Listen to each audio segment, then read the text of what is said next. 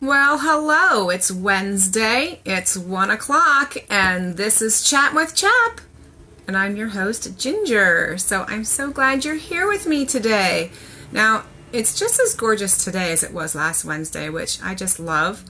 But it was pretty loud with the trucks going by, so I did close the windows, although you can probably still hear them because it's really super busy today. But believe it or not, my windows are closed. It's just where we live. It's a busy place. So today we're going to jump right into it because I have a lot to share with you today. We're going to study a little phrase that God has given to me over the past. See, the first half of it came to me maybe the end of 2019, definitely through 2020, and then the beginning of 2021. Was it the beginning maybe? I completed it. So God gave me the phrase beloved release. And I love this phrase so much that I actually had vinyls made, and it's on my kitchen wall where I teach from very frequently, so I can sit there and see it all the time and be reminded of it. So today we're going to talk about the first part of that, which is the beloved part. That the idea of beloved and understanding what beloved meant came out of this book, The Life You Long For by Christy Nockels. Some of you may be familiar with her. She sings. So this is something that is kind of hard to sink into my brain. But I just want to share with you some thoughts that I needed to deal with, as any mom, but definitely homeschooling moms. Whew, we got it going on, don't we? So I want to ask you, are you full of hurry? Are you constantly working? Is your to-do list a mile long? And do you ever rest? Do you rest spiritually? Do you rest physically? Do you ever give yourself a break? So why do we do? Well, a lot of us do because we think we need to. We think we need to measure up. We're comparing ourselves to other people. We think we need to earn points either with other people or with God or with our kids, or this I do more good than I do bad kind of a concept thing. But that shows that our lives are governed by our do and not by love. So this is something we need to really tackle. We really need to examine ourselves and think about it. Okay, so I want to ask you a question. Do you know that you are beloved by God? Do you know that? Down in here? So 1 John 3:1, I'm going to read it to you. How great is the love the Father has lavished on us that we should be called children of God. And that is what we are. The reason the world does not know us is that it did not know him. So God has lavished his love on us. We are children of God. We are beloved by God. Did you know that the word beloved means loved by God? That's what the Greek meaning is of it. Loved by God. So 1 John 4:8 also says that God is love. So God is the fulfillment of your greatest needs. What could your greatest needs be? Well, I have some suggestions here. Completeness, continuity, wholeness, meaning, purposefulness. Do you long to be valued, loved, accepted, cherished? Guess who is going to fulfill all those things? I'll give you one guess. It's the Sunday school answer. Yeah, Jesus. Jesus. God is the answer to that. You are beloved. You are loved by God. Therefore, he fulfills all these needs. Everything. So all the do that you're doing, I'm sure it's good, and I'm sure it's worthwhile, and I'm sure it's important stuff. But that does not make you beloved. You are beloved because you are God's child. Okay, so another thought that I came across recently too was, do I have a childlike faith in God? Do I have a childlike trust in God? So Matthew 18:1-4, at the time the disciples came to Jesus and asked, who is the greatest in the kingdom of heaven? And he called a little child and had them stand among them, and he said, I tell you the truth, unless you change and become like little children, you will never enter the kingdom of heaven. Therefore, whoever humbles himself like this child is greatest in the kingdom of heaven. So you read that and you're like, well, what does that mean exactly? So the thought I read, I don't know if it was from Christy Knockel's book or it could have been from Parenting as a Ministry. I've been studying a few things lately. Children don't move forward without their parent, especially little ones, right? They wait for the okay from mom and dad. They wait for instructions from mom and dad, or unless they know the general rules for the situation that they're in, they generally wait till mom and dad say, hey, this is what we're going to do, or this is how we're going to handle this situation. So the question then for you is, do you move forward without God? I'm guilty of this. I move forward without God. I've been doing that all my life. I think, well, this is a good thing. People want me to do it, or I want to do it. It sounds interesting to me. And I just go do it. And I keep adding those things. But it doesn't necessarily mean that's what God wanted me to do. It's not that those things are bad things. But was it in God's plan for me? Was it his intention for me to take on that responsibility? Well, I don't know, because I didn't pray about it. So I know we pray over a lot of stuff. We know Steve and I prayed like crazy over whether or not we should homeschool years ago. But I didn't really spend all that much time in prayer over, well, should I help in Sunday school? Or should I serve in the nursery? Or should we study this particular book? Should I do that Bible study? And those are great things. And you just think, well, I'm at church on Sunday. I'll just, keep doing and keep adding on to it. But if you're constantly going and going and going, you cannot rest. You cannot be filled. So that's, even though they're great things, you gotta take time to pray and let God speak to your heart and be beloved. Just be loved by God. It's like the concept, the Martha Mary concept, right? Mary was at Jesus' feet being loved by Jesus and being taught by Jesus and being filled by Jesus. And Martha was very busy. Was it bad to prepare food? No. It's very important. We all need to eat, right? And serving Jesus, wow, what an awesome thing to do. Let's make supper for Jesus. I mean, that would overwhelm me. How about it? So, but being filled by Jesus was the more important thing. So all those little things we think we'll do, I'll help you with this, I'll help you with that, I'll do this, I'll do that, they add up and they end up being like this whole wagon or this huge shoulder. I think of Pilgrim's Progress and his gigantic sack on his back. And that was sin that he was carrying around, but it could, like all the good things we do without consulting God first, they add up and it takes a lot and they kind of take over. So for more thoughts on not moving forward without God, or if you do move forward without God, check out Jeremiah 17 verses 5-8. I'm not going to read that one today, but you might want to check that out and see what Jeremiah has to say about moving on without God. So I want to encourage you today to know who you are. Know that you are beloved by God, or just beloved, which means loved by God. You are beloved. Beloved release. This is my phrase, right? Beloved, you are loved. That is our deepest need. Completeness, wholeness, being cherished. Settle into God's embrace. That's another phrase that came out of reading this book, The Life You Long For by Christy Nockels. She described something, a painting in there that was an embrace. But the phrase, I don't know if she said it or I just put it together myself, settle into God's embrace. That's now a vinyl cling on my living room wall right above our, where our eyes always go, right? So I'm seeing it all the time. Settle into it. If you're settling, are you moving and fidgeting and doing something and being busy? No. If you settle and you snuggle in, you're in a cozy spot and you're like, in the cocoon, right? In the blanket cocoon. So settle into God's embrace. Let him love you.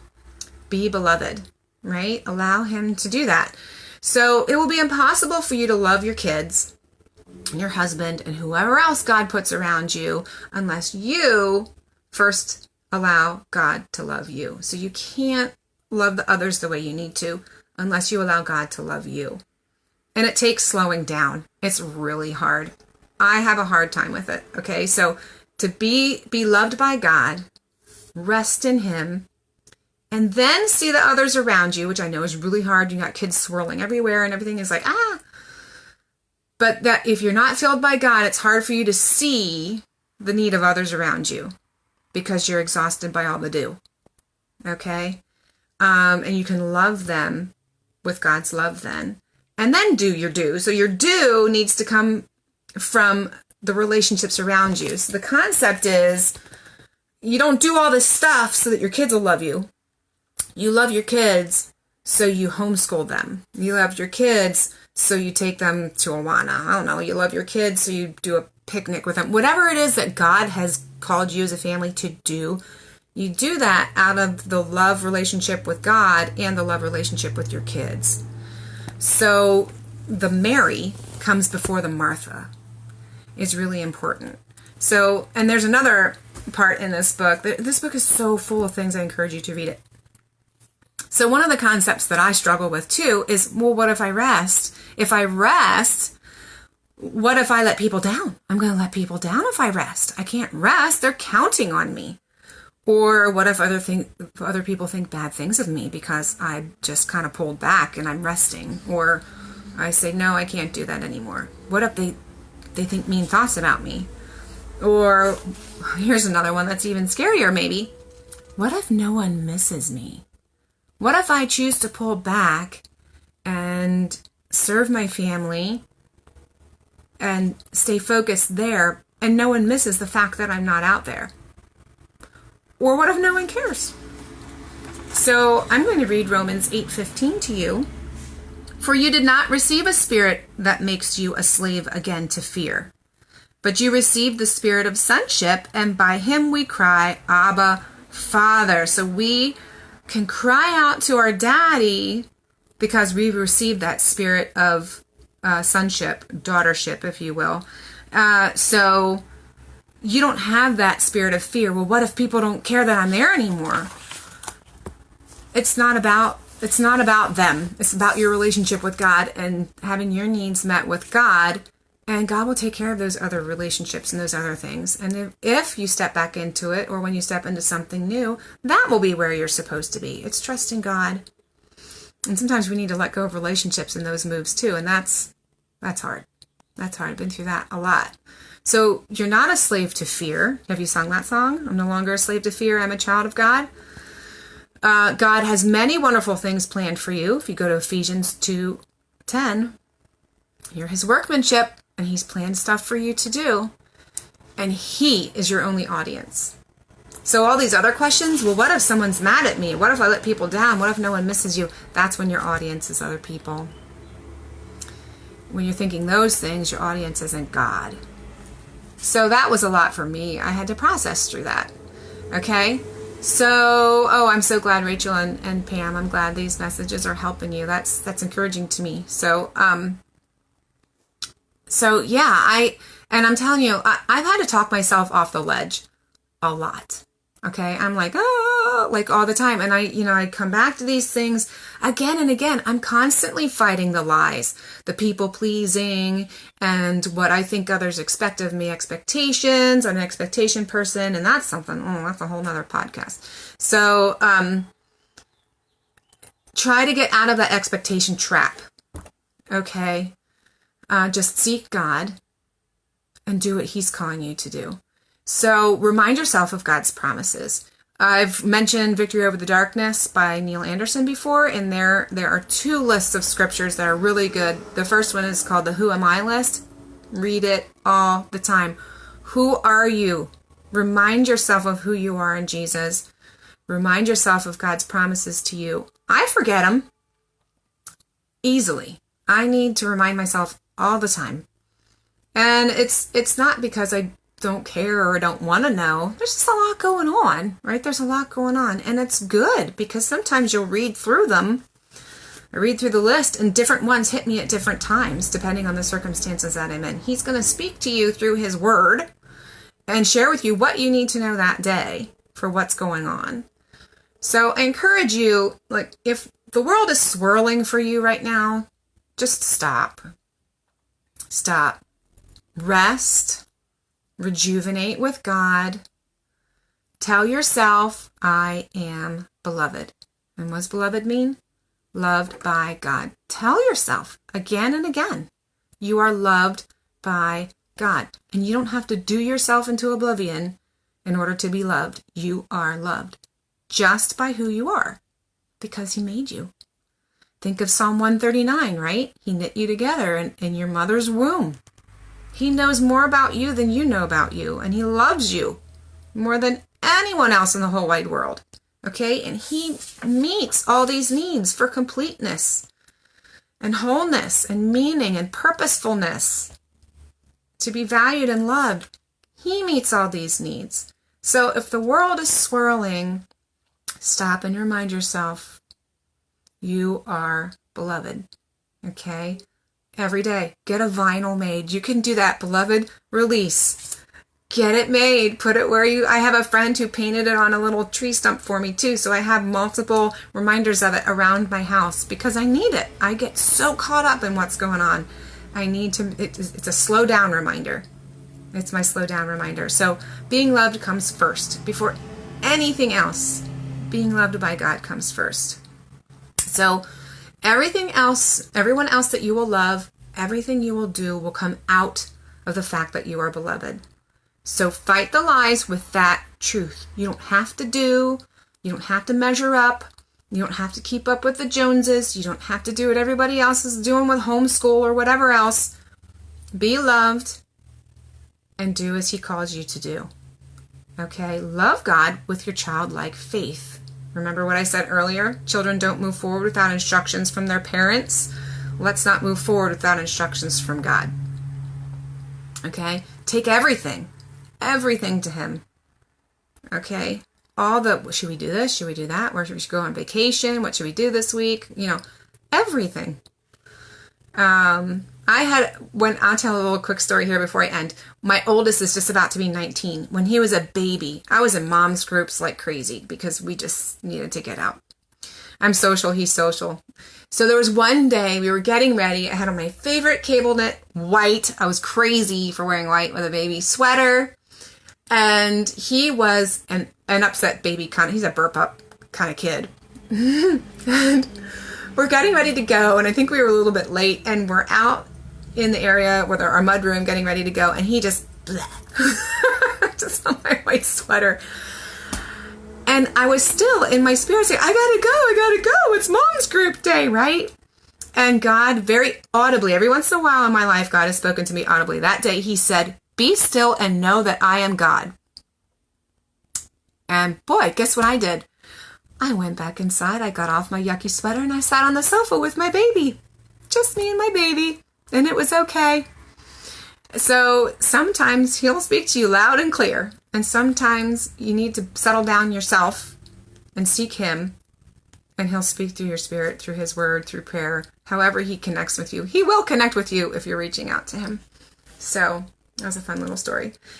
So I encourage you, if this, spoke to you today, if it was meaningful for you today, I seriously, the life you long for, good read. It hit me like a ton of bricks. That along with Priscilla Shire's Elijah study. Those two things are like a 1-2 punch for me. It was really helpful. So I encourage you, be beloved, and then go from there. So my phrase is beloved release. So next week, we're going to talk about the release part. That's the part that actually came to me first before I learned about the beloved part. So we'll talk about that next Wednesday. So I'm glad you all joined me today. Remember, what is today? It's like the 20-something. It's the 23rd. One more week till evals are due into the school district. So make sure you have everything all together and get it on into your school district before next Wednesday. Next Wednesday is our deadline for that. So I hope you have a great day. Enjoy this absolutely gorgeous day. I hope it's beautiful where you are. And if it's not, enjoy the rest day. And I'm sure you'll get a beautiful day sometime soon. Enjoy your summer, everybody. Rest, breathe, enjoy your children, do the fun stuff. And, well, we should do the fun stuff all the time, right? Learning is fun. Any kind of learning is fun. I'm teaching the kids that. All the learning is fun. So we're doing some different things. We'll say it that way. We're doing different things this summer. So it's fun. Anyway, I hope to see you back here next Wednesday. If you're on the podcast, thanks for listening. You can send in your questions to chaponline.com/contact, and you can message us here on Facebook or comment right here on this video. Okay, we'll see you next time. Have a great week. Bye.